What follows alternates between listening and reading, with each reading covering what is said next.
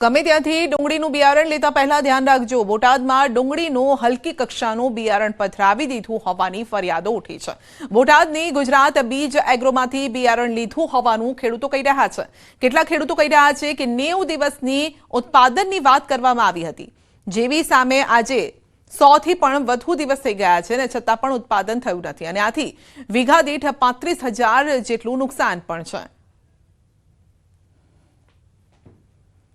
ડુંગળી જે 80 થી 85 દિવસે પાકી જતી હતી એ ડુંગળીને આજે 110 દિવસ થયા છે અમારે, પણ હજી કઈ દડો બનતો નથી।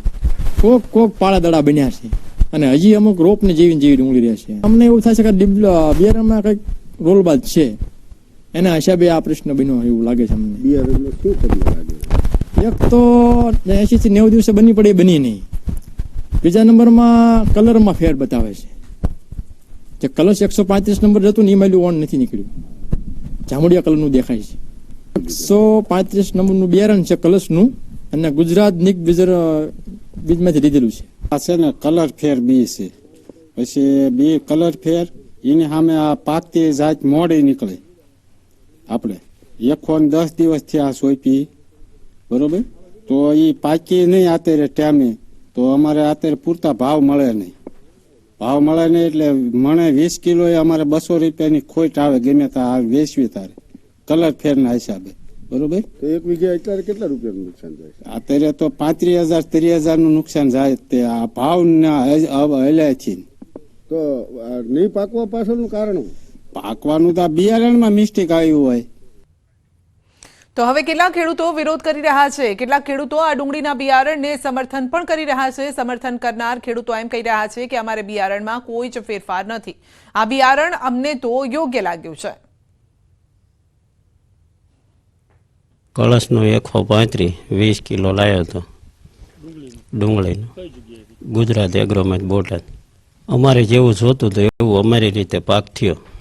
એ તો જેવી ખેડૂતની માવજત, જેવું નાખ્યું એવું લેવી, અને અમારે થયું તો એમને થાય જ તેને સંતોષ જ છે ના, અમારી રીતે નથી। તો આ તો રહી ખેડૂતોની વાત। કેટલાક ખેડૂતો વિરોધ કરી રહ્યા છે, કેટલાક ખેડૂતો સમર્થન આપી રહ્યા છે અને ત્યારે ન્યૂઝ 18 ગુજરાતીની ટીમે ડુંગળીનું બિયારણ વેચાણ કરનાર ગુજરાત બીજ એગ્રોના દુકાનદાર સાથે વાત કરી। તેઓ કહી રહ્યા છે કે અમે 1 2 નહીં 35 ટન ડુંગળીના બિયારણનું વેચાણ કર્યું છે અને હજુ સુધી આવી કોઈ જ ફરિયાદ નથી આવી। ઉલટાનું તેમણે એમ પણ કહ્યું કે હજુ સુધી કોઈ ખેડૂતોની ફરિયાદ એમને મળી પણ નથી અને આ ખેડૂતો દ્વારા રૂપિયા પડાવવાનું કાવતરું છે। જે આ પ્રશ્ન તમારી પાસે ખેડૂતોનો આવે છે એ લગભગ છેલ્લા 10 દિવસથી છે અને એ ખેડૂતોને બધાને આપણે કીધેલું છે કે તમે જે 5-15 જણા ભેગા થશો, એ સિવાય બીજે વાવેતર થયેલું હોય તો એ જગ્યાએ અમે તમને રૂબરૂ પ્લોટ બતાવી દઈએ। કંપનીના સ્ટાફ આવીને બતાવેલા પણ છે અને જે આ પેકેટ છે એ 2300 પેકેટનું અંદાજિત વેચાણ છે। તો આમને જે 5-15 જણાના જે પ્રશ્નો છે એ એવા પ્રશ્નો બીજા કોઈ પ્લોટમાં નથી, બરાબર। તો એના માટે થઈને જોવું, પણ છતાં પણ ખેડૂતોને કોઈ જો અસંતોષ હોય તો એના માટે કોઈ પણ લીગલ કાર્યવાહી થાય તો અમે એ ખેડૂતોના સાથ સહકારમાં છીએ। અત્યારે જે બિયારણ જે વાવેલ છે ખેડૂતનો પ્રશ્ન છે, તો અન્ય જે ખેડૂતો તમે વાત કરો છો તેના ઉત્પાદન 90 દિવસમાં જે ડુંગળી પાકવી જોઈએ તે મુજબનું ઉત્પાદન ને સમય મુજબનું ખરું? જે 90 દિવસનો કે 85 દિવસનો મુદ્દો બનાવ્યો છે એ વાતાવરણને આધીન હોય છે। વાતાવરણમાં ઠંડીનું, ભેજનું પ્રમાણ, યુરિયા આપી દેવું વધારે પડતું ક્યારેક, તો ગમે ત્યારે 15 દિવસ મહિના સુધીનું લેટ થતું હોય છે। સુરેન્દ્રનગર જિલ્લામાં યુરિયા ખાતરની અછત સર્જાઈ છે। વઢવાણ માર્કેટિંગ યાર્ડમાં ખાતરના ડેપો પર ખેડૂતોની લાંબી લાઈન લાગી છે, તો લાઈનમાં ઊભા રહેવા છતાં પણ પૂરતા પ્રમાણમાં ખાતર ન મળવાનો ખેડૂતોનો આક્ષેપ છે। માત્ર 6 જે થેલી ખાતર આપવામાં આવતું હોવાનો ખેડૂતોનો આરોપ છે। ખેડૂતોને હાલ શિયાળુ પાક માટે યુરિયા ખાતરની તાતી જરૂરિયાત છે। પૂરતા પ્રમાણમાં ખાતર ન મળતા પાકમાં ઉત્પાદનમાં ઘટાડો થવાની પણ શક્યતા છે, તો સરકાર દ્વારા પૂરતા યુરિયા ખાતરનો જથ્થો ઉપલબ્ધ કરાવવામાં આવે તેવી માંગ છે।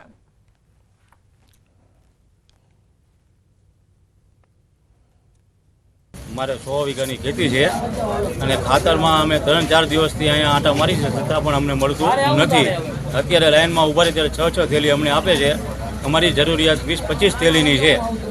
એટલે અમને ટાઈમે ખાતર મળે એવું સરકારશ્રીને અમારી એવો વિનંતી છે કે ટાઈમે ખાતર મળે એવું કરો, અત્યારે અમારા પાકની અંદર અત્યારે ખાસ જરૂરિયાત છે। મારી પાસે 15 એકર જમીન છે, મારે ઉરિયાની 20 થેલીની જરૂર છે, આ 6 થેલી આપે છે આખો દિવસમાં આ ત્રીજો ધક્કો છે મારે અને 6 ઠેલી રોજ આપે તો જરૂરિયાત મુજબ સરકારશ્રીને વિનંતી કે ખેડૂતને ટાઈમસર ખાતર મળી રહે એવી નમ્ર વિનંતી. કૃષિ મંત્રી રાઘવજી પટેલે હાપા માર્કેટિંગ યાર્ડમાં ટેકાના ભાવે મગફળી ખરીદ કેન્દ્રની મુલાકાત લીધી, જેમાં આવક નોંધણી, ખેડૂતોને ચૂકવાતી રકમ વગેરે અંગે વિગતો મેળવી. સાથે જ યાર્ડના પદાધિકારીઓને સૂચન પણ કર્યું. હાપા માર્કેટિંગ યાર્ડ ખાતે રજીસ્ટ્રેશન કરાયેલા ખેડૂતો પૈકી અત્યાર સુધી 1371 ખેડૂતોને ફોન કરી મગફળીનું વેચાણ કરવા માટે બોલાવવામાં આવ્યા. કૃષિ મંત્રી રાઘવજી પટેલની આ મુલાકાતમાં તેમની સાથે હાપા માર્કેટિંગ યાર્ડના ચેરમેન મુકુંદભાઈ સભાયા, અગ્રણીઓ ડોક્ટર વિનોદભાઈ ભંડેરી, પ્રવીણસિંહ ઝાલા સહિતના અગ્રણીઓ ઉપસ્થિત રહ્યા. ખેડૂતોને ખૂબ જ સંતોષ છે.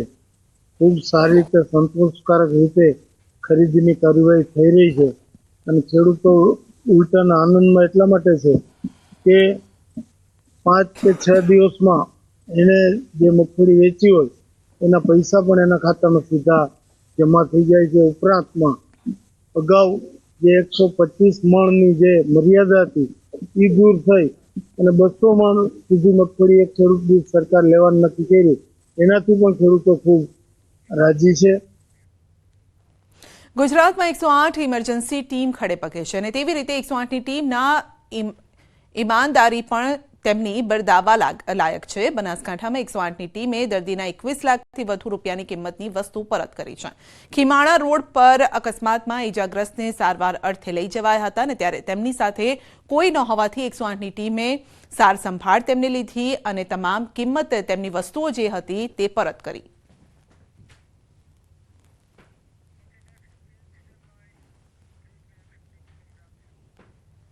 બુલેટિનમાં આગળ વધીશું નાનકડા બ્રેક બાદ.